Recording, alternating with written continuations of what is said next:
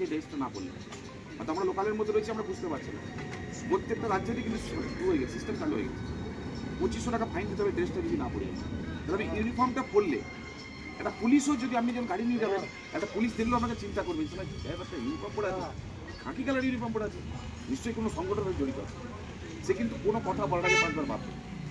তারপরে আমাদের যে এই যে লোগো, এই লোগোটা যখন আমার বুকের মধ্যে লাগানো থাকবে, সে আরও একবার চিন্তা করবে যে একটা সংগঠনের সাথে জড়িত, রেজিস্ট্রেশন নাম্বার লেখা রয়েছে, তাহলে কি কিছু বলার আগে আমাকে ভাবতে হবে।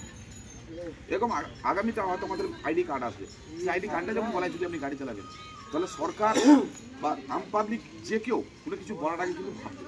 আমরা অনেক সময় হয়েছে, অনেক মালিকবাবুদের গাড়ি চালাতে গিয়ে আমাদের নিজেদের পরিবার পরিজনকে চালানোর জন্য মালিকবাবুদের গাড়ি চালাতে যায়।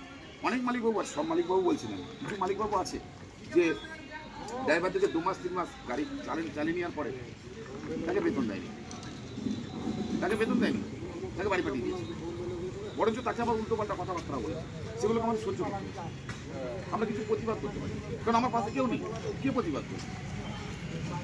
তো আজকে আমি একটা সংগঠন আমরা তৈরি হয়েছি, সেই সংগঠনের সাথে যদি আমরা জড়িত হতে পারি সকলে মিলে, তাহলে কিন্তু আমরা অনেক প্রতিবাদ করতে পারবো এবং আমাদের উপর যে লোকে আঙুল দিয়েছে সেই আঙুলগুলোটা আমরা বন্ধ করতে পারবো। তো সেটা আজকে সেই কারণে সারা ভারতবর্ষের প্রত্যেকটা রাজ্য চলছে।